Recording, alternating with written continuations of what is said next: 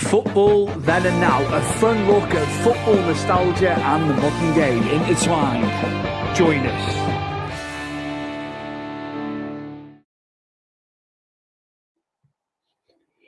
This is episode 28 of Football Then and Now, and waiting in the wings is my co-host and cousin Chris Hume. How are we, Chris? How are we doing? Just after a few technical difficulties, but yeah, I'm all right, mate. I'm good. Glad to be back and doing this again. I think we need to go straight into your segment here, mate. This date in football history. It's quite a pertinent one when you sent it me. I'm just going to put the graphic on screen. Yeah. But yeah, this date in football history, the 4th of October 2020. Take it away, Chris.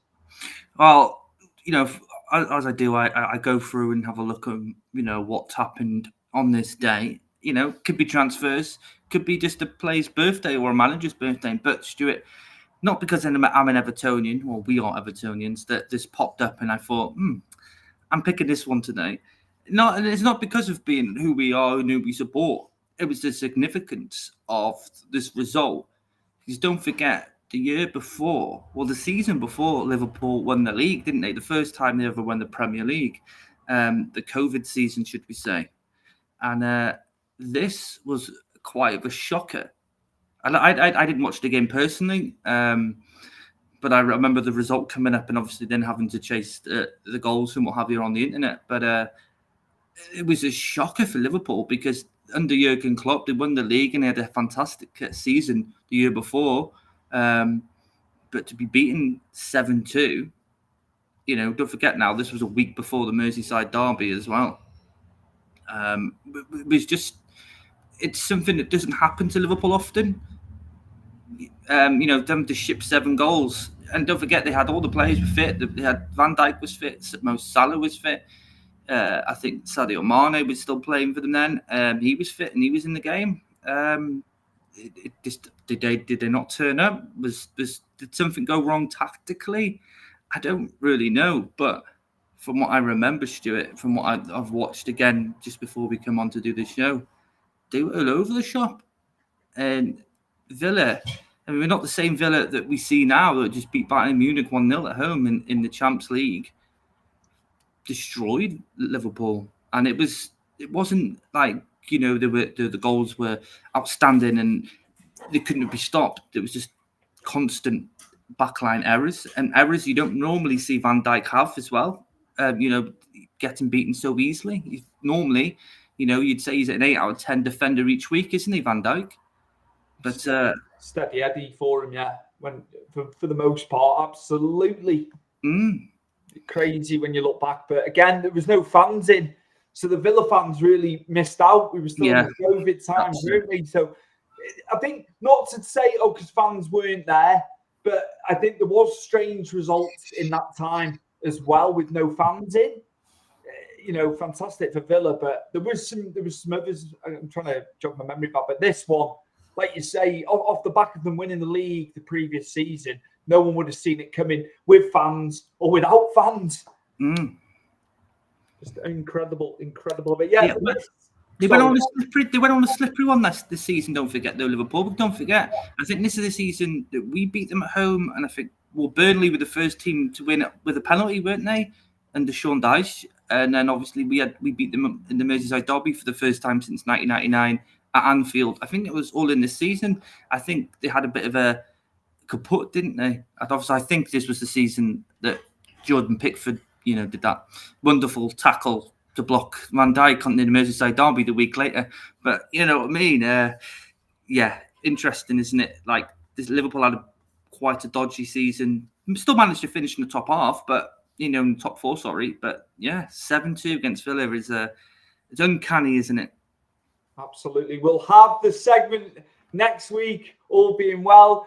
This day in football history, Chris's segment, which we always love. And yeah, there's so much stuff on this day actually. But yeah, when you said this one, I was like, oh, I think the Liverpool contingent aren't going to be happy with this. But hey ho, it's in history. It's history. This is what it's all about. And I think a perfect segue, Chris. Performance of the week. Obviously, we've not had a show for 2 weeks, but my word, Aston Villa, who got back into European Cup after not being in it since winning it in 1982 with a fantastic victory against Bayern Munich this week. Incredible. And you know what? From scoring the goal and all the rest of it, I think it was defensively as well. They were solid. Martinez had to make a lot of saves as well. But I thought, especially in the second half, when Bayern were really putting it on them in terms of possession, they stood strong, didn't they, Villa? They were very well organised. I think under Emre, since he's come in, he has organised him. You know, he's made a few signings, hasn't he, at the back? Really tightened that up. You know, Pau Torres being one I can actually, you know, and I'll stand out and say, because he was a player, he was fantastic in La Liga. And no disrespect to Villa, I didn't expect him to be going to Villa if he was ever going to leave Spain at all. If he was ever going to leave Spain, you know, I would have thought Barcelona, Madrid, Atletico Madrid, Real Madrid might have, you know, snapped him up.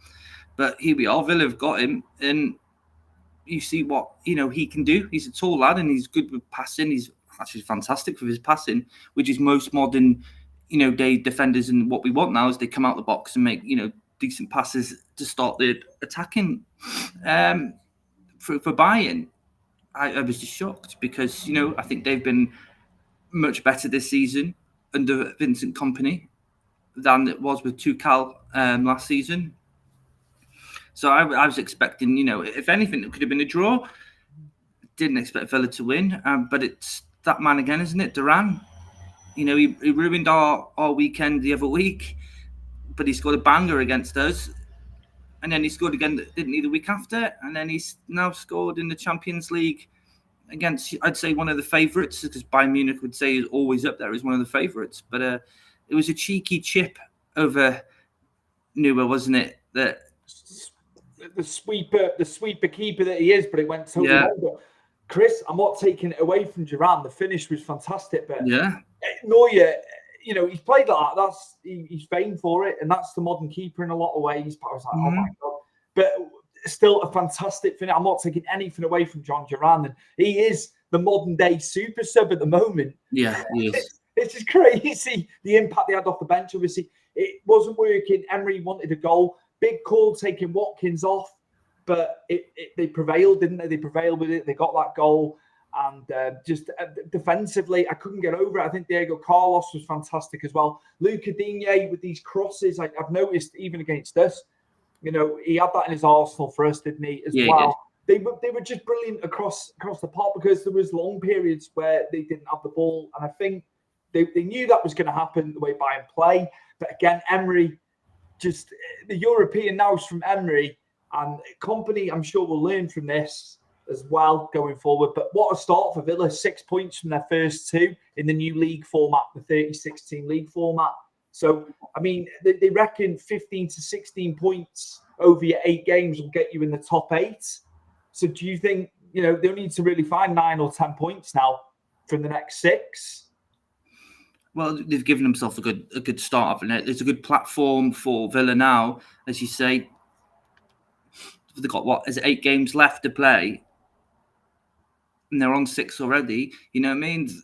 They can, you know, take a few draws if need be against the bigger teams. I don't know. Obviously, I can't remember who else they've got in their fixture list for the Champions League.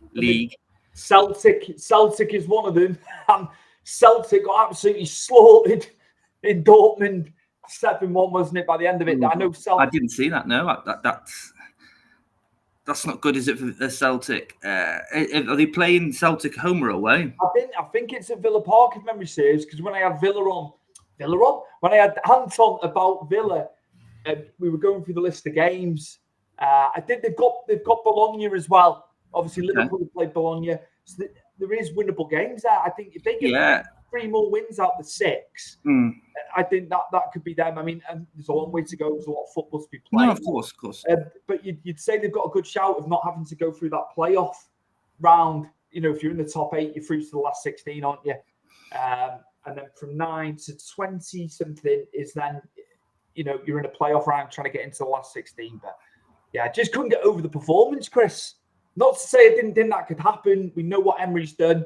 Over the years, I think it's just tactical nous, and you know, he's so battle tested in the competitions, isn't he? Well, yeah, we've seen the dominance he had in the Europa League with Seville for all those years, and it was one after the other, wasn't it? He knows how to play European football. I think I don't understand what happened with them last season, really, because I thought under Emre they probably would have won the conference they were in last season, but obviously it wasn't to be.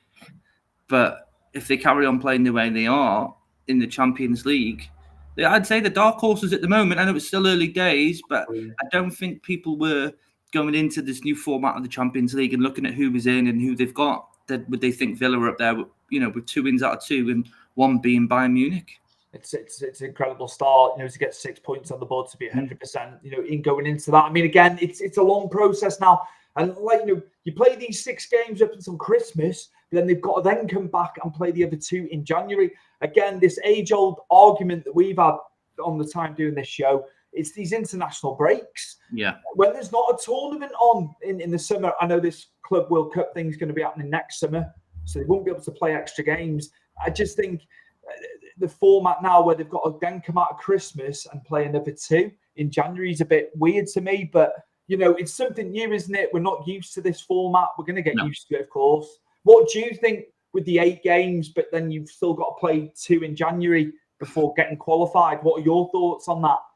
Well, I remember rightly in the original, your last games would be around December, wouldn't it? In the normal period of the old system of the Champions League, which made sense because then you're going into the new year, you're going into your knockouts, aren't you?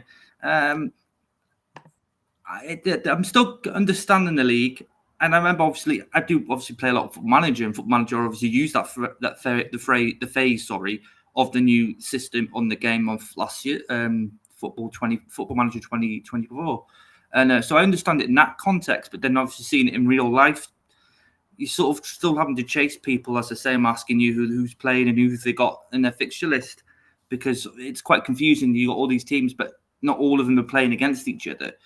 But as you say, 6 games before Christmas and then 2 after it's a bit of a funny one, because then you're just packing in a lot of games going forward again. Then for the teams that are still involved in the competition, for me, if we're going to do that, then I think as a football community in Europe or in the world, we need to maybe cut down in December in the league terms, maybe, and give it a break, because obviously people have been asking for a winter break for a long time. Especially anyone who plays in the Premier League or in the UK pyramid, is that we all hefty in the December period, aren't we? As an English club or English leagues. So maybe we need to look at something like that helps players then rest a tiny bit before they kick on again in the new year. But obviously, Europa League's at the same amount of teams as well, and Conference League. You've got 36 in all there, so you've got teams there. They're going to be thinking about domestic form as well. Teams that haven't got the squads of the elite teams. But again, to paraphrase and go back into this Club World Cup, I was reading City and Chelsea have got to take their strongest teams to that tournament next summer. But that is the off-season for everybody else. Right. They've been requested by FIFA. They must submit the strongest teams, pending any injuries and things like that. I mean, you can have 2 squads effectively, Chris, and we've said about the teams that can do that, but I just think the amount of games. Son has spoken out about the amount of games.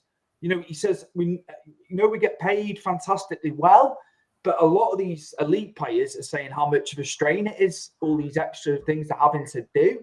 So I don't know. It's the age-old argument. Fans and football pundits and football journalists are saying, well, they're getting paid a fortune to play, but and then it's coming across as they're moaning.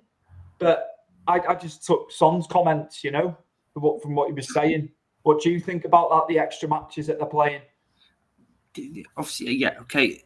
I agree with the part where people will say that they are getting paid 200, 300, or some of them are getting paid in Saudi 900,000 to 800,000 a week, but at the same time they are only humans, and you wouldn't like it as you were working and you were only getting 2 weeks off for a year, because that's pretty much what they get, don't they? 2 weeks off at a push. I do think there's a lot of games, and I think you will eventually start seeing players burn out. And I think we have seen, I'd say the Alex Harry Kane over the years when he has gone into tournaments, especially for England.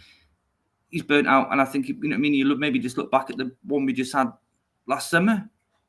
Wasn't the same player. I know he's getting older, and obviously things are changing for him as you do get older. Obviously, England are playing a different way, but these players are playing so many games, and there's no rest period for them. It's just constant go, go, go, go.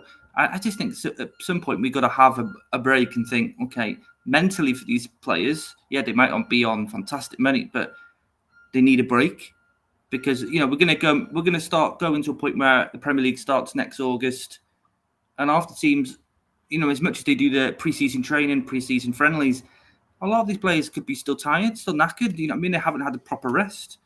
And then our league then suffers, our team will suffer, or the next team suffers just because of burnout. And I just think that, as a whole, the Premier League needs to look at a point where they give enough these players, every player actually, enough time to have a rest before, things start again. And I think what they did a few years ago when we had that break in January, and I thought that was something they were going to do going forward. But obviously they haven't now, have they?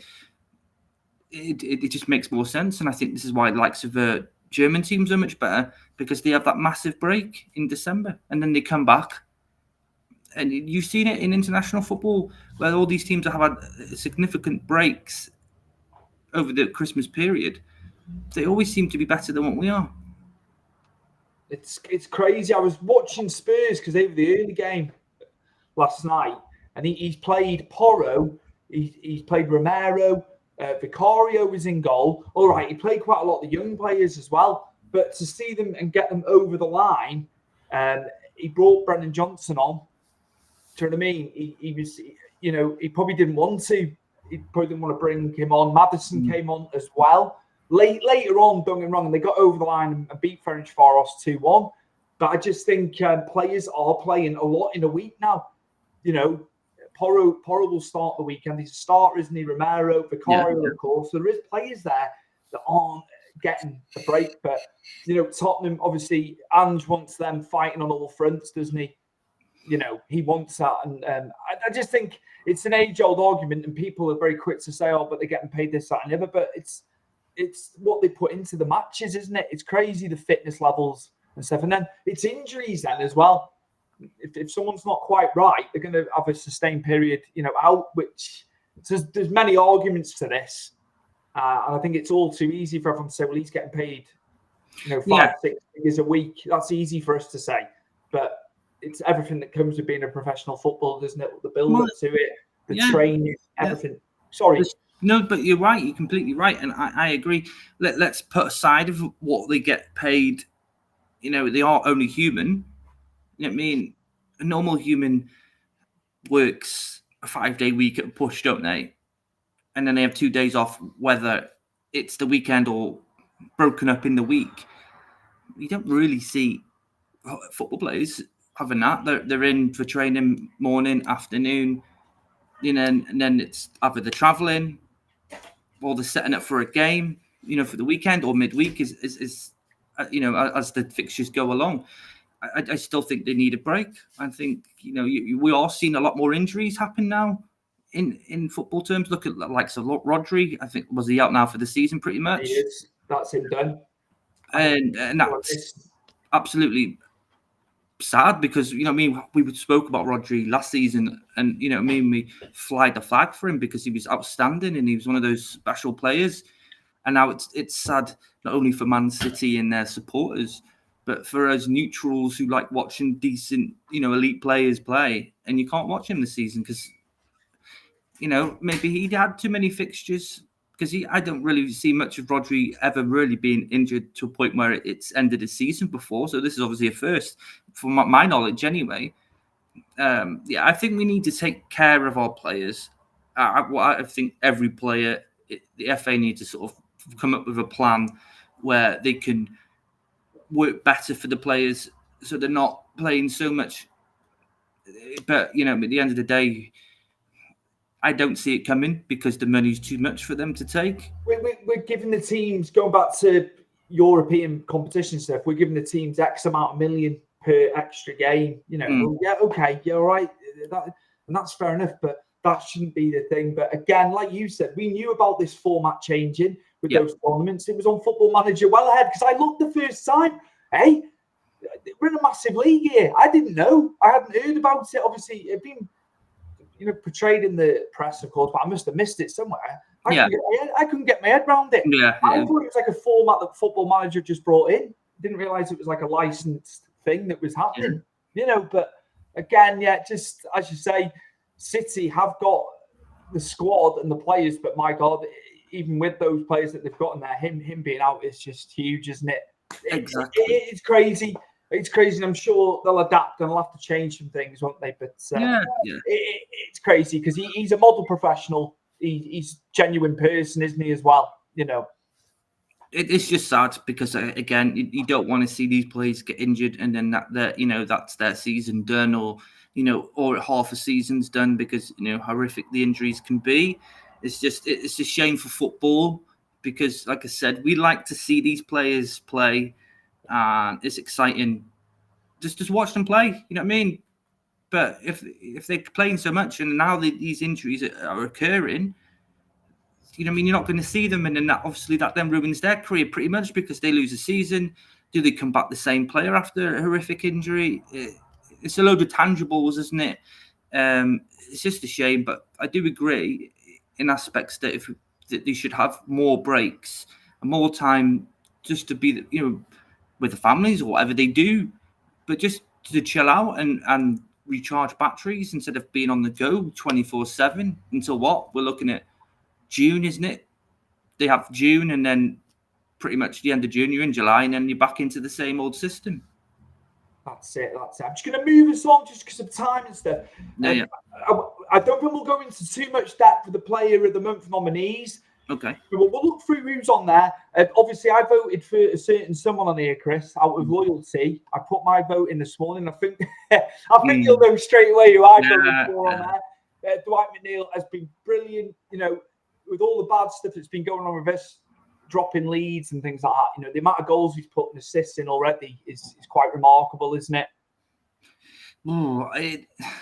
I don't understand what's gone on there, other than the most standout point here would be that we've missed Jared Branthwaite, and you saw that last weekend when he came back in. Sadly, now from what news is coming out, that he's not fit and he's injured for this weekend against Newcastle, which is going to be a struggle, obviously, because Michael Keane isn't someone we cherish having next to Tarkowski. But if you're talking about Dwight McNeil, I think since he's moved to that 10 position, it's opened up a bit more for his style.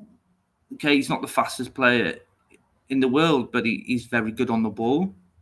Very left-footed, obviously. We all know this, but that left foot last weekend scored 2 fantastic goals, especially the first one.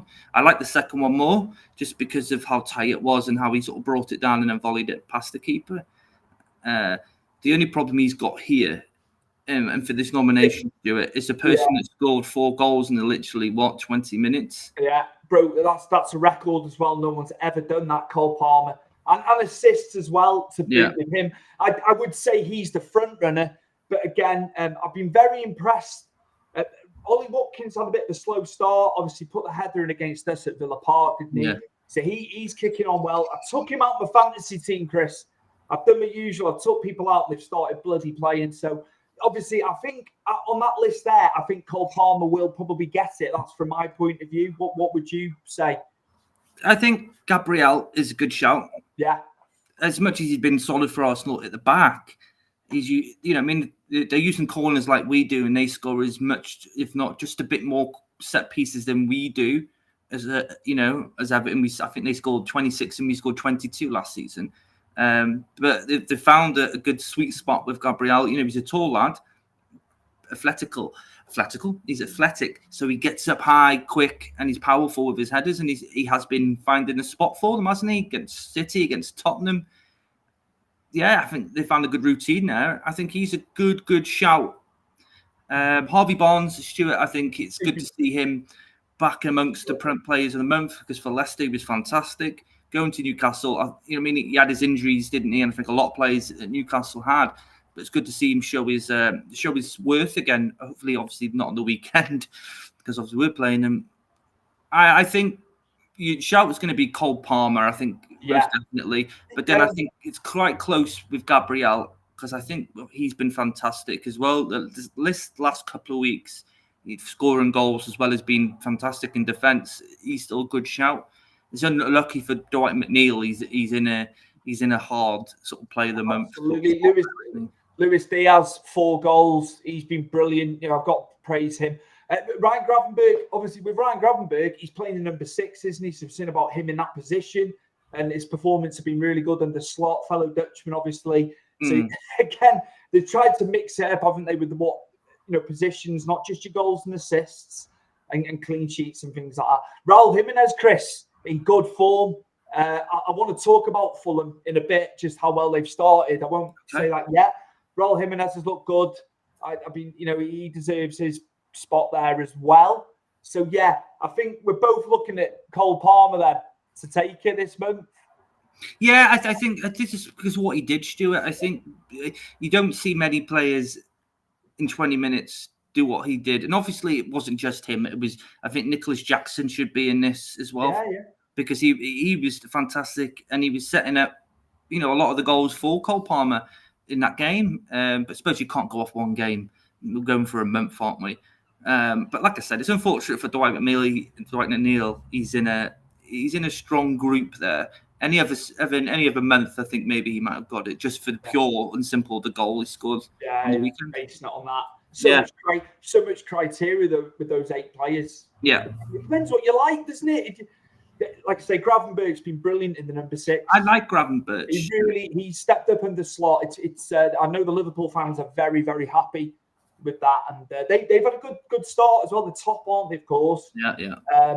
The Forest loss. They've managed to come back from that. Forest played it perfectly as well. They had to go at them. They didn't just sit back, did they? But Liverpool, I think they'll be quite happy that City and Arsenal drew. Well, City have drawn twice now, haven't they? Listen, it's early days. We know what it's like. There's always a bit of a lull, isn't there? Like, you think, oh, hold on, are they faltering a bit this season? But all of a sudden, bang, Stuart, and then all these sort of teams go on a massive run, and then you forget about the 2 draws that we've just had, or the draw against each other previously. And they do what they always do. And Man City, once what they're like a freight train, aren't they? Once they get going, it's hard. John Scott, who's obviously covered for you a couple of times when you were unable to do the show. Afternoon, lads. Since last time I was on, Johnson has been getting a lot of stick. He's been on fire since. And his response to Keyboard Warriors punched them in the nose. They won't do it again. Johnson's got 5 in 5 games now off the back of all the stick he was getting. And Solanke was getting it. Solanke scored, didn't he, on the weekend as well. So, yeah, John, Spurs are going relatively well again now. They've hit the form. Fantastic win at Old Trafford as well. Yeah. How many yards did they want Van der Ven to marauder into before that goal? I couldn't believe it. If that was Everton, I'd be going mad. I know Spurs absolutely smashed us. Hold on, Stuart, though. He did it against us. Yeah. We ran pretty much from the corner to set up a goal, did Van der Ven. He's fantastic as Van der Ven, and he's known for that. You don't give people like that space, and you'd think United wouldn't. We're not as big as and have better players than United, but But Spurs are doing well, and I'm happy for Johnson. I'm lucky for Richarlison. Maybe he can come back. Maybe he can come back now they're not using him. And then John again. Thanks, lads. Keep up the great work. Cheers, John. I'll be back on for FM, I hope, on release. So he wants to come on. I think the release do that episode. Because I don't know if I'm going to be getting it or not. But I know a lot of people most definitely, John. I think but that is because obviously there's a lot of hoo-ha with the delay, and obviously they're moving to Unity, and obviously everything's going to be different. They have dropped out the international football as a manager this season. Women's is coming in this season. We haven't really seen much gameplay or pictures really. I've seen the odd one, but nothing you can really make anything out of. Someone moaning about the screen and the way they've done it, the layout, I think. Right, all that, yeah. But you know what? At the end of the day, it needed a bit of a revamp. Unity's going to give it a fantastic look, especially when you're watching the games. I just think, instead of moaning about it, Football Manager it's been consistent for years. Yeah, it's time. It's time, like you say, just get it, rejig some things, freshen it up. Absolutely. I'm not gonna talk about fixtures just because of time constraints. No, you can. It's fine. It's fine. It's fine. I'll pull the table up. I think, we've spoken about the top four. I think Chelsea, I've got to be fair. I said I couldn't see them being top four. I know there's 32 games to go. Yeah, I know it's early days, but I think Enzo Maresca's had a solid start there. I didn't think Chelsea would be where they are early on, but they've had a really good start, haven't they? I think, obviously, considering the last couple of seasons, they've spent big, haven't they? And things haven't gone to plan. And I think, obviously, good old Todd's been buying everybody who he wanted like it's a lottery, or he's playing Football Manager with £1 billion, in the transfer kitty, literally, because obviously they spent over that. But I think obviously getting Enzo in, he must have gone to them and saying, "I'm signing my players. I don't want interference. I'm running the football side of things." It seems like that because he's got the players up and running. He's got rid of the players he didn't want, and I think if he's allowed to do what he does, you'll probably see Chelsea go back to, I wouldn't say back to former glory, because there's still a long way for them to return to that, because obviously a lot of the teams above have got better and better, and I think Chelsea have lost a step or two, in all the transition they've had, but they have got fantastic players, and a lot of them still to come through as well, if they do come through. Madueke obviously scored all them goals against Wolves. He looks sharp. Yeah. He had quite a lot of chances against Brighton, actually. But I think he's going to be good for goals. Like you alluded to earlier, Jackson's looking good, looking a bit sharper. He's putting chances away a bit more. I know Chelsea fans had said to me, he's too many chances. A bit of a Darwin Núñez scenario where they create the chances but don't put them away. But he seems to be pretty good, doesn't he?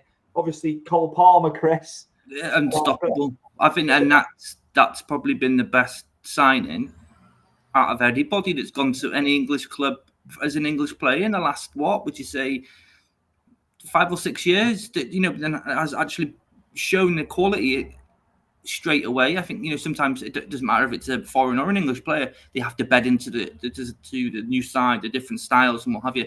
He's just come in with a rocket, and I feel like if you're a Man City fan now, do you wish you didn't sell him? Do you wish you were still at City? Would there still be a place? Because I think for 40 million and all the players that have gone for a lot more, Stuart, and haven't shown anything near what Cole Palmer has, that's a steal.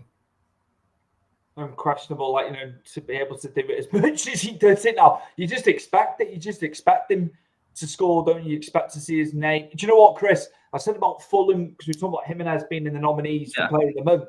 What a start for Fulham.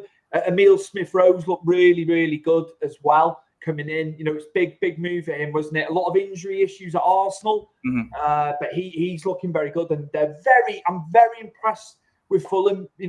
They sold Anderson, didn't they? Tosin had gone. They were big players at the back for him, but they've had a really good start. I've been really impressed with Marco Silva.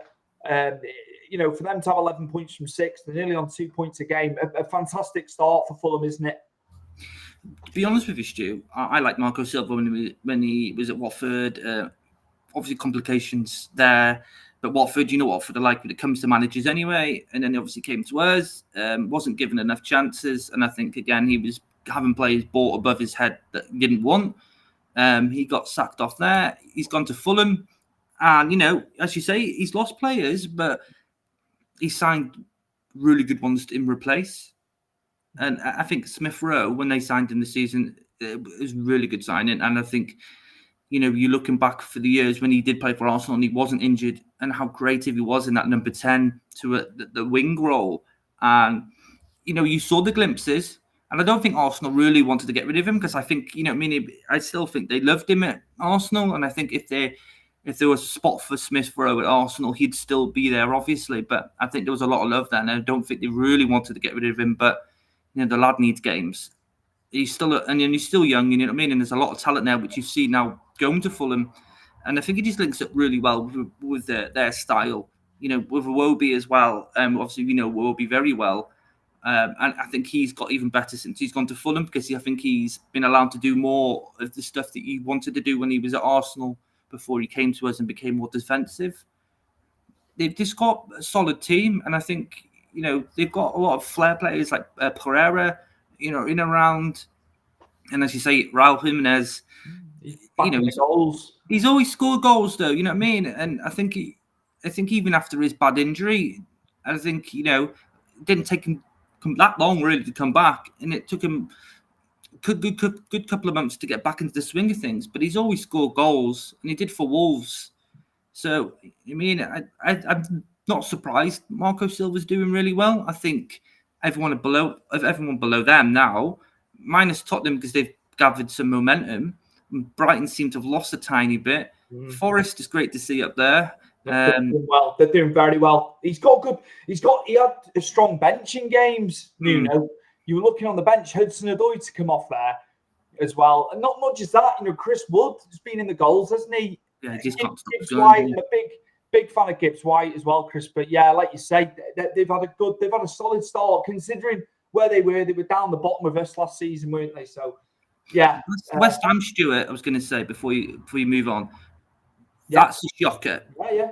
Considering the amount of players they've bought, the money they've spent, don't forget now they got rid of David Moyes for Lopetegui.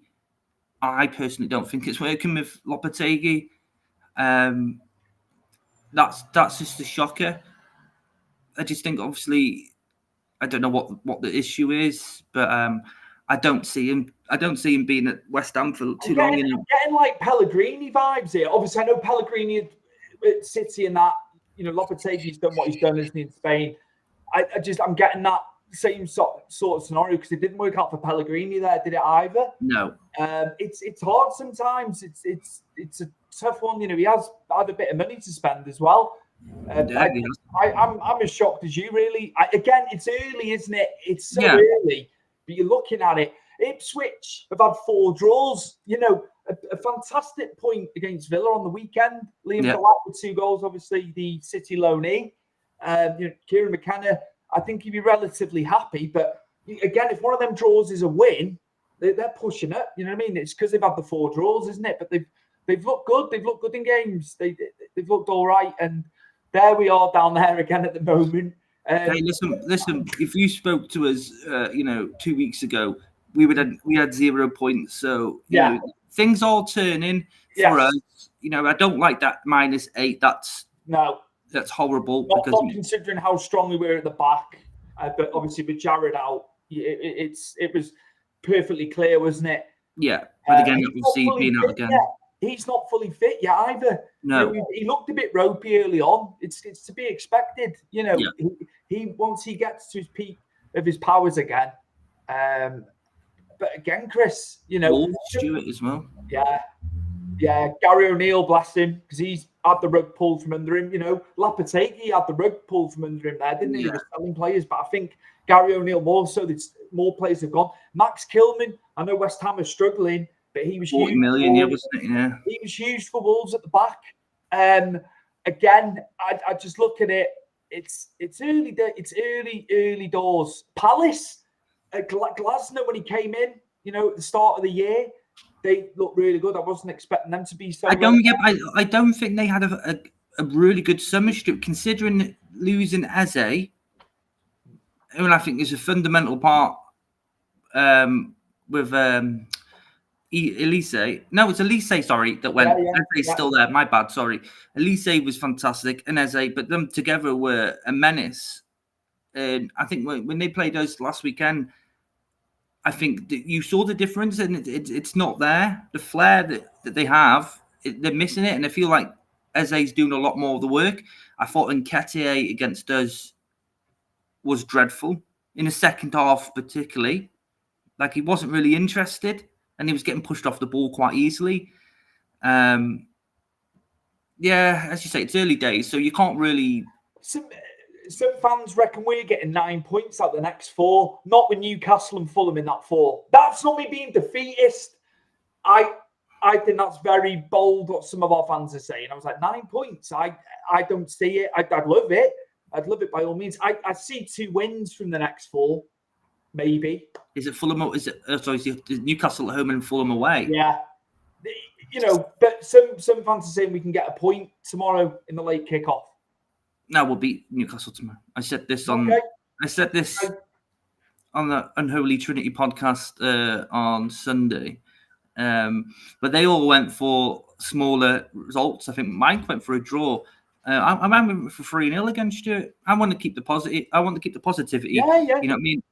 But I obviously now knowing that Jared Branthwaite's out for the game is slightly probably pulled me down to about a 2-1 now, because I think without Branthwaite, I think if we go Michael Keane and Tarkowski, it might be more difficult. But there's no Isak and there's no Callum Wilson, so I feel a bit more. You can breathe a bit more. He could have played O'Brien in games, couldn't he? But I think he's having a problem apparently, so finding it hard to finding it difficult to settle in. Nothing that I think no, don't go through. It's a new club. He's not been in the Premier League for a long time. He was at Palace, wasn't he? Prior? Yeah, went to Leon. Yeah. Brady's saying that West Ham could go down if they're not careful. Yeah, I think other than against Villa that first game, and I think it was a terrific opening, wasn't it, for Villa, and especially Onana, who scored in his debut. But I think that's the last game I've really seen West Ham really play well. I think they've been sloppy. They don't look like. I think they look like us sometimes. You know, when it goes to port and you think, do they actually know what they're doing? And I think the more onus on West Ham. I know they've got 5 points, one more than us, but they spent a lot more money than we have, and it just doesn't seem to be clicking. Tadibo, and a player that's been touted. I was looking at that signing, but again, he's got to adapt. He's come from where he's come from, but he was a signing on Football Manager for many years for me on loan and things. Yeah. Again, they've got to settle in. It's like Lindstrom for us. Oh, he's weak. He's this, that, and the other. He's come from another league. Give him a bit of time. It will come. It will come. I think we're far too quick to jump on people sometimes, especially newer players that haven't been in the Prem before. That's what I think. Well, don't forget, Lindstrom hardly played for Napoli last season. No, this is it. And he's also not playing in his position. You got to look at Njai and Lindstrom at number 10s, really. I know they can play in the wing, and I know Lindstrom can play further back in central. But, you've got to learn. The Premier League isn't like Italy or Spain. Germany, I think, is very close by to the style we play in the Premier League. But he's got to, he'll understand. He's got to be a bit more stronger.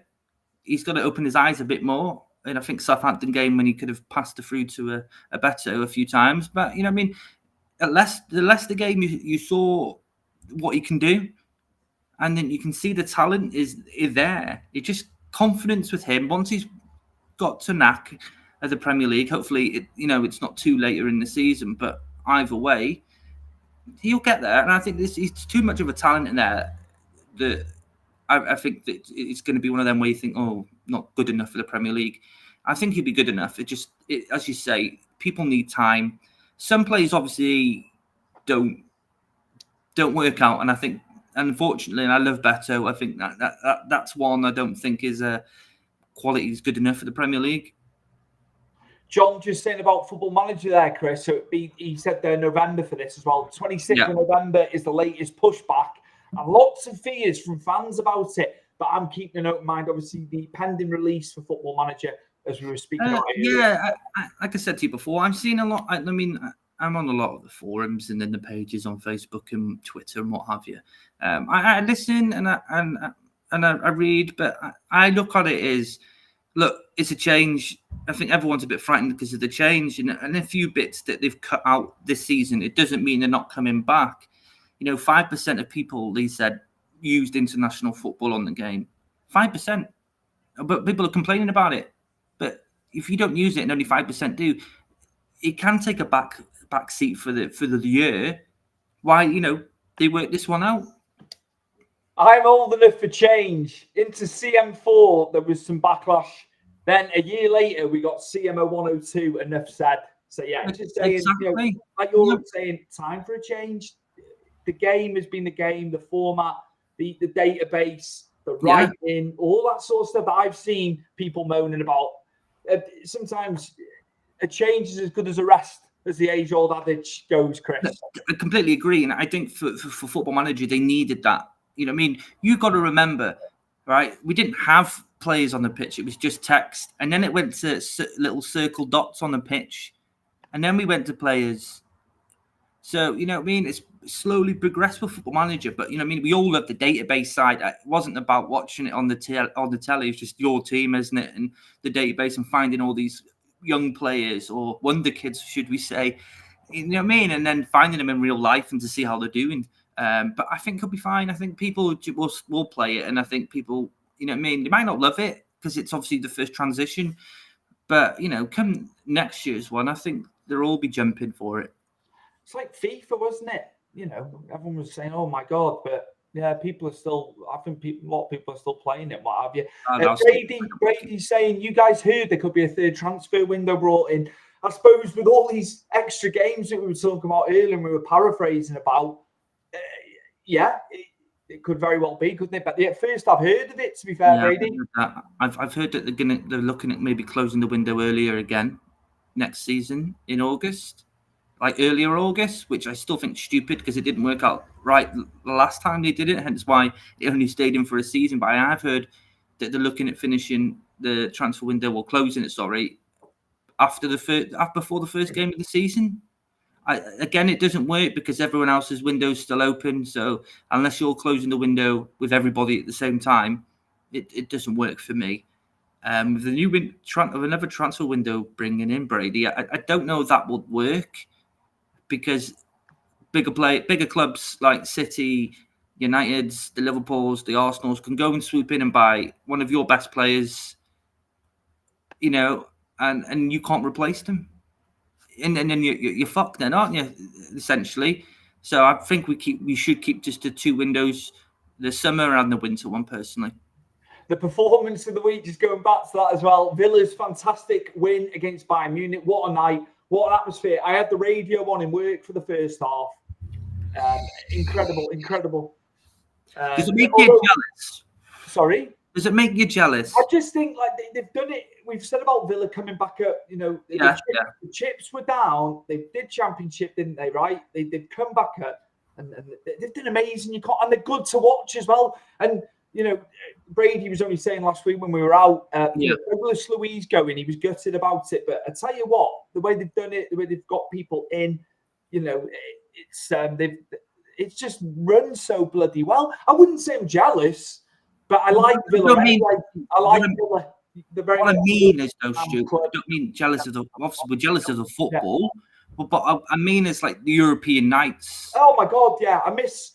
Although you know we didn't get to the Champions League, did we? With the issues that happened with that. Yeah, we got out of that one. Europa League, we used to love it, didn't we? On a Thursday, you know, it was good. Yeah. It was some good games. I remember specifically going away to Wolfsburg. You know, they had KDB in the team, and we were going there and winning, weren't we? Lukaku was.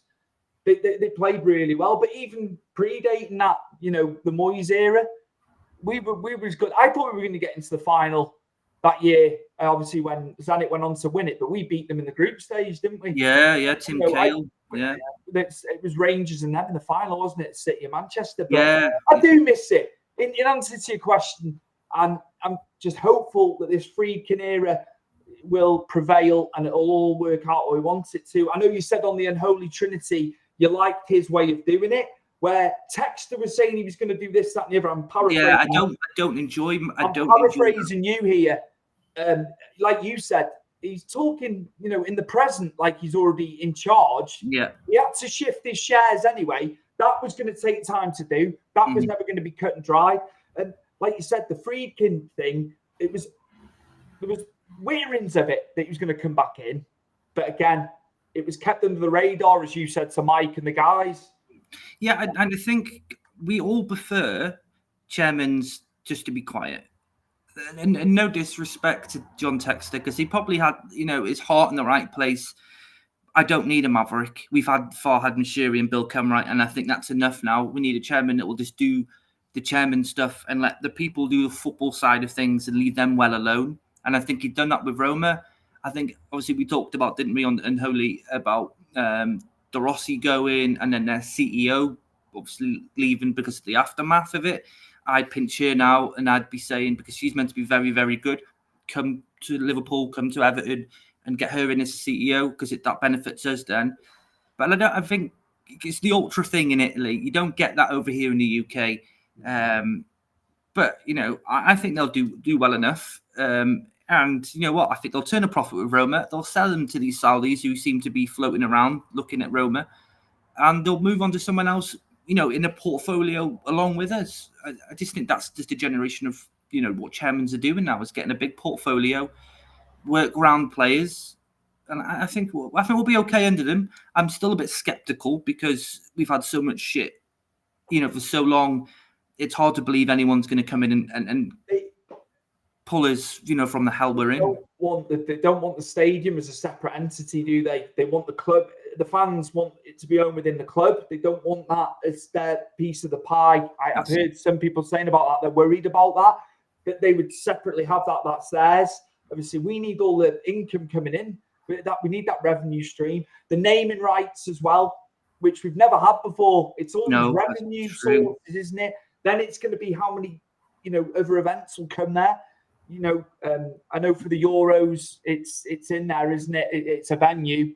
It's just all the revenue sources that we're going to get off the back of it. It's the one thing that Mashiri's done right, Chris, because he hasn't really done much else. Yeah, I think that's probably. You can't knock the guy for that. He made mine is the financing, Stuart. I think the financing wouldn't be fucked like we are now if he financed it properly. The Toyota, I was laughing about Toyota. Yeah, but you know what, Toyota. It's not my brand and it's not my type of car, but it's still a massive thing in America. And if you can use that don't call it Toyota Ground or Toyota Arena because I'll lose my marbles. I don't want it Americanized, but the sponsorship you can get from Toyota, because obviously people drive Toyotas and you see them around in Britain. So brilliant. Let's get them over. I have heard as well, Stuart, 5 companies have offered naming rights for the ground, and they're meant to have been big, offers. It's huge for us. We've got to get with it now. And if that means, you can go to the highest bidder as well. Do you know what I mean? It's going to be you definitely would. It's going to be lengthy, the name, isn't it? The amount of time, the contract and stuff like that. So it's just everything, the whole match day experience I'm looking forward to, because Aramark doing the food and beverage, obviously it's going to be pricey, but food and beverage has been crap at Goodison for years. Yeah, and the brands they've got in now. I would much rather companies come in, local businesses, and do the food, but obviously they're not. They want a big pull, don't they? Yeah, it makes sense. But you get better food with these food trucks and stuff. You would, but obviously the club want to make the money, don't they, off the food, which you can understand. But hopefully that'll be an improvement, won't it? Next year, you want to go beforehand. You want to, experience it. It's just everything. It encapsulates everything. Brady again. I said to Stu when we're out that you need to clear the boardroom out and get people who have the club at heart and move you forward. That's what our owners did when they came in. You obviously said about the CEO of Roma. That'd be a big start, wouldn't it, Chris? Just alluding to what Brady's saying. Yeah, most definitely. And I totally agree with Stuart. I think everyone in its dog knows that Everton needed a complete board that's fresh and understands football, the sponsorship side. Because you look at most complaints when Everton are abroad, you get these tents, don't you, of all the, say in America now, when teams are pre-season, you got like an Arsenal one that's a massive, say like a mansion size, and ours looks like a small tent from Home Bargains next to it. Do you know what I mean? We want bigger. You want to get enough sponsorship, especially in Asia, in America, especially in America, because we've had so many American players and we never utilised these players that we've had. Tim Cahill in Australia didn't use it enough. When we had James Rodriguez, didn't do enough with his name that we could have brought in more brands or, bigger tents, bigger pictures of him everywhere. And obviously we did the stadiums, Wall Street and Bugatti, didn't we, on the building? But we got to be better. These are the ways you make more money. Is better sponsorships, better advertisements. I can only see that Freakland's going to probably give his son the role like he's had in Roma, because I think he's more of the back seat of it. This is only the idea. Like, I don't know personally. No, but if it was that'd be the way you do it. Yeah. And obviously you had to have him like an underlining, wouldn't you, underneath, making sure everything stays the way it is. And then you go for people that have. I mean, I know Brady says about heart in the right place. I'm not bothered as long as they know their job and they know what they're doing. We're not hiring Bill's mates from Coronation Street to come and do a job, or getting an ex-player on the board when really they can't do anything, and they're a mouthpiece for a certain chairman who's passed away that obviously everyone fell out with. It was like Alan Stubbs, the way he was treated. Neville Southall. It was all. It's just so wrong, and they've totally lost touch of it, and that's our history. Then players, you need to have your club legends and the top players that we had over the years in and around it, and they know Everton. They know Everton as much as the fans. They're fans of Everton, and I know, I totally agree. The lifeblood, like the legends, as much as the fans are. It was. They can't be having that. You can't be having that. I know other legends are treated correctly, but some weren't. The whole thing was hawk-eyed. Well, he said things that they didn't like, but he was only telling the truth. Yeah, but Bill didn't like that. He had a narrative, didn't he? Yeah. I'd get Alan Myers back. That would be my first appointment. Get Alan Myers back and get him doing what he does on the socials, and again, like he did for Everton before he left. Get him back and get him doing all the communication, from Everton to the fans, because obviously we all know that the communication between the club and us is terrible. Go and get him back and get him to do that job, and I think Everton will start, coming back, slowly but surely, baby steps and all that. I don't think it's going to happen overnight. No chance. It's a long-term thing, absolutely. They can piss off about the leaky roof as well. And it was like the Lonsdale Stadium. Here we go. That will get sorted out. I thought, I'm not having this Old Trafford style bashing. It's ancient. It's just something that they can sort out because they're still working on things. It's a building site, Stuart. Yeah, I know. But we were getting it, weren't we? I was like, here we go. There's a bit of water coming down, but not a bit of water. It was a deluge of water, but hey-ho. It's, as you say, there's still bits need ironing out. They've got to do the test events yet and all that. Yeah, of course. It's still very early. We've still got time. And they made the right decision waiting until the following season as well, didn't they? Yeah, I think definitely. I think we were a bit gutted because I think we would have liked to see, that ground now. I think we're all pretty much ready to get rid of Goodison, and as much as it's sad, and it's sad to me because obviously we've had a lot of ups and downs there, but a lot of great memories.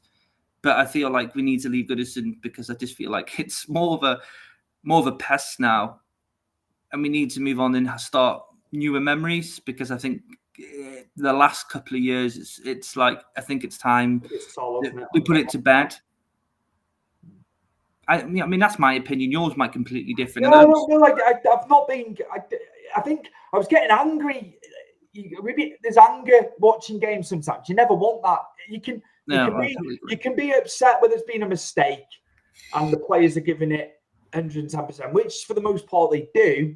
Yeah. But sometimes it's just like some of the manners, the way we've been getting beaten, especially off corners, dead balls, where we weren't the goals weren't going in like that, and you can put it all on Jared because Jared's not there. But again, they're training all week, and I think the set pieces and crosses where we were conceding, like I said to Brady last week, like the Watkins one, Keane's got to be heading that one away. I'm sorry, like that was as well as he did to head it in, just little bits, but hopefully, but those are things we're going up now. Fingers crossed. Those are things you would say Sean Dyche normally irons out. I'm going to ask you this, actually. The first half of last week's game against Palace, I generally thought he'd lost the players at this point. Yeah. I generally did. I agree. And I've been on his side a lot. A lot of people like we need to get a new manager, which I understand. But I think he's had it hard. And then he has. He has worked bloody wonders. But again, I think from other standpoints of people and taking on board what they're saying, it's like how much further can he take it? And freaking, if you're getting rid of Rossi, who was a club legend, might I add, at Roma, before taking the job. I mean, they drawn 3, lost 1, and he was gone. You know what I mean? Not necessarily the worst record in the world there, but I think it kind of gives you a precursor to what might happen with Dyche once Friedkin's fully in control. Well, considering his contract is up next season, or a lot of people at the club's contracts are up next season, aren't they? I think the right thing to do here would probably keep him till the end of the season. Thank you very much, Dyche. You've saved us 2 seasons in a row. Hopefully this season isn't as bad, and it's just, a middle table 15, 16 finish, but comfortable. Thank you for all you've done. And then we move on. But we have a plan in place. There's a plan, Stu. We get a manager with a plan. Kevin Thirlwell's still there, or we go and get another director of football. We get an alignment. There's a plan. And we get the style of players what suit the manager, not just because this guy's available and we go and offer them 20 million for him. And he's not. Tell you what, mate, Njai. Oh my days! Defensively as well, helping Michelangelo out. He's good. Unbelievable. He's really endeared himself to the fan base, hasn't he? Very early on, he's exciting going forward. Like I say, like probably the best since potentially since Stephen Pienaar. On that left-hand side, yeah. We haven't had that. And like you said, I think McNeil, you alluded to it on Holy Trinity. He's not blessed with pace. No. McNeil. And he's done a great job in that position. But I think, fingers crossed, this continues in this number 10 for him. But he just seems better suited. And it does potentially take the pressure off DCL or whoever's playing up front if he can keep getting the goals. Well, yeah, because I think, he's driving, isn't he? You couldn't really say, if you took Jai out now, who drives at the defence like he does? No one does, because they panic, don't they? And it's triangle pass, isn't it? Or it's back and forwards. And then it's a panic cross to DCL and the ball's, miles too high up. And then, we're back up against it again. It's been good. But I think with Njai is like, I don't think of him as a winger, more as like an inside forward. Yeah. Yeah. Absolutely. Yeah. I think he's got a bit more freedom than a left winger would normally have. But I think that opens up space for Dwight McNeil then. And I think when Harrison came on over Lindstrom against Palace, you saw his driving was then pulling Wharton, towards him, giving space to McNeil. Because obviously, I think that's what we need is we need to give McNeil enough space so we can, because his passing's good when he gets it pinpoint. And I think you'll see that work. And I think him and Calvert-Lewin will connect.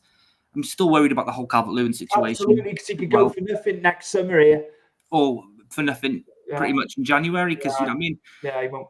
You're looking, 10 million maybe, if someone wanted him in January? As patchy as he can be, that's a snip. For someone will, if it comes that far, which it's looking highly likely, someone will come in at that price. And I think he's over his injuries now. I think people always say about Calvert-Lewin, he's a good player, but he gets injured too much. And I'm like, he hasn't been injured for 2 seasons solid now. I think that Dyche has helped. I know training can be a bit intense, so you're worried about players getting injured. But yeah, like you say, but he holds them back, though, doesn't he? And if he has been out, it was like 1 or 2 games, not half the season. That's right. 2/3 of the season. So in that respect, Dyche has done some good stuff. I think as well, we've got competition now in centre mid, which we didn't have, and competition up top as well. Mangala. I think a bit of time with him. The Forest. He's tidy on the ball. I like him. I like his. I think Tim needed a bit of a breather because he put a lot into the early games as well. He's trying to protect him. Irrigabuman, you can see. I think we've got competition in the middle, which we didn't have before. Decore annoyed me. Why did he stop? That would have been the game over. I agree. I was going to mention that to you. Why didn't he cut through? Instead of going straight line from outside the box, he totally had a brain fart, I think. But if he got in front of him, he wouldn't be able to have made that tackle then because it would have been a penalty. Obviously, you don't know if it was offside, but. I know, mate. I know. I don't like Mangala and Decore in the middle. I think you go Tim, Adrissa, or Garner Yeah. I don't think Decore's got the legs anymore for that role. He's done some great stuff for us. Oh, of course he has. I don't knock him for that. The Leicester goal will always be there, won't it? In the hallowed halls, the club. Yeah. And the goals he put in 18 months ago, 2 years ago as well. When we were really struggling. It's just players have dips, but again, I think in the middle there we have got choice, which we haven't had. The left and right back we need. It worked really well in the window, didn't they? He's left alone to do it. Left alone to do it, Stuart. Yeah. This is when you haven't got Paul and Bill Kenwright interfering and signing flipping agents' mates. You know what I mean? They had obviously an idea of what players they wanted and obviously went for it. And I think that's what we need to do going forward, is let the people on the football side do their job. It's not the buddies. It's not the buddies club, is it? You know what I mean? No, it's not. We want the best, and we want the players that need to be there. But yeah, all being well, it should be okay. Just before we go, how good is the Championship at the top at the moment? Sunderland at top. You got West Brom up there as well. It's very tight. It's very tight in that top half. Again, what we come to expect. A long way to go for them. I mean, they've got 40 games, but I've enjoyed seeing some of the highlights and bits on Sky Sports News of the Championship. Actually, I haven't paid too much attention to the Championship. I think I've been obviously bashing my head by Everton the last 6 games, should we say. But it's good to see Sunderland up there. You know what I mean? They went through one, they got relegated from the Prem, and obviously the documentary that came out on Netflix, and it opened the doors to how badly run it was, and all these players that wouldn't leave, and they went through a lot of crisis, but it looks like they've turned a corner, and they're signing the right players, Stuart, the right sort of talent, young players. Dan Neil, Stuart, I think he's going to be a fantastic player in years to come. Still young in that centre midfield. You got Joby Bellingham. Is he going to be? Oh, no, I don't think he's going to be good as his brother, but he can make a name for himself. Barr, who plays for Sunderland, another young French talent there. So they're picking up these. Jack Clark, is it? Yeah, Jack Clark's there. I think he was at Tottenham, wasn't he, at one point when he was younger? I think they signed him for quite big money, didn't they, back in the day? But it's the right philosophy. Is buying young, getting these hungry players in, Stuart, and it can change. You've seen it with Brighton. You've seen it now with Arsenal. That things conspire when you don't buy the right players and you go through what we bought when we had all that money and we bought useless players. This is it. Yeah, we just got to turn the corner, haven't we? Again, Burnley is second. Scott Parker's had a good start there. Obviously, Company went to Bayern. So, yeah, they're on 17. They're only a point behind. Sheffield United haven't lost a game yet. 5 wins, 3 draws in third. West Brom going well. 16 points. Leeds, Blackburn, who had a good, the Blackburn have been quite good the last couple of years. They lost Smodics, but they're sixth at the moment. Almost got relegated last season, mind you. Yeah. And then I want to just make reference to Tom Cannon scoring 4 times for Stoke against Portsmouth as well. That's like 6-1, and that was relatively early on when they got the 6. But well done, Tom Cannon. He's on loan at Stoke, and big win for them. And they're obviously trying to get at the table as well. So good to see one of our former players finding goals in at Championship level. He's got talent. There's no question. He did have talent, Stuart. I think it's just a shame that he got sold because of the crisis that our own owners put us in, that we had to sell these decent up-and-coming youth players. Look at Ishii that went to Chelsea. I had high hopes of him. And, he looked like a really good left-back, which we blooming well need, let's be honest, because there's not an abundance of good left-backs at Everton at the moment. He went Cannon as well, didn't he? And look at Ellis Sims, who's doing really well for Coventry. It's a shame that they're not sort of still with us at some, on loan or something like that. But, Tom Cannon's making a name for himself now. And good for him. And, I'm happy for him. And I hope he gets, he carries on and he gets up to the Premier League. Look how many players have gone down there or been in lower leagues and come into the Prem and score goals. It's all about getting those minutes in, isn't it? And if you have to take a step down, so be it. And fantastic. Chris, social media for the show before we go, mate, before we close out, please. Yeah, so we're on all the social medias you all know. I'm sure we all know them now. So football then and now is on X, Twitter, it's on Instagram, it's on Facebook, YouTube, TikTok, you name it, we're on it. And all you have to search is Football Now and Then. We are on your audio spots everywhere you need to go for it. Audio, if you rather listen to us through your headphones or on a walk, in the car, because me and Stu have some sexy voices that you want to hear us through those headphones. We're there. And obviously the videos, they're on our Football Now and Now page on Facebook. They're on our Football Now and Then YouTube. We are everywhere on any platform that you use to watch a video or audio. Come check us out. Give us some of your comments where you think that we need to sort of do better, or something you want to talk about football that we can talk about and discuss with everybody else.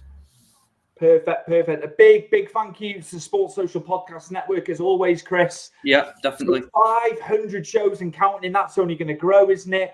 Oh, yeah. Again, you can find a myriad of shows on there, and there's big names. I know Joe Marler, obviously from rugby, he's got his show on there, and many others. And thank you to them for their continued support for our show. And obviously the Unholy Trinity there with Mike and the lads. Yeah, they're on there. Yeah, Everton podcast, the lads are on there as well. So yeah, just fantastic, and good to be back on, mate. It's good to be back in properly. Talk at length as well about things, and we'll be back very, very soon for episode 29 of Football Then and Now. A nostalgic episode we're going to have to do. Yes, going back. Long overdue. The namesake and all that, obviously, we've had the topics today to talk about, but we will get some nostalgia for you. Football Manager as well, the new one due to come out. I know John would like to come on to speak about that. I'll have that as well in subsequent shows forthcoming. And we'll see you very, very soon for episode 29 of Football Then and Now. See ya.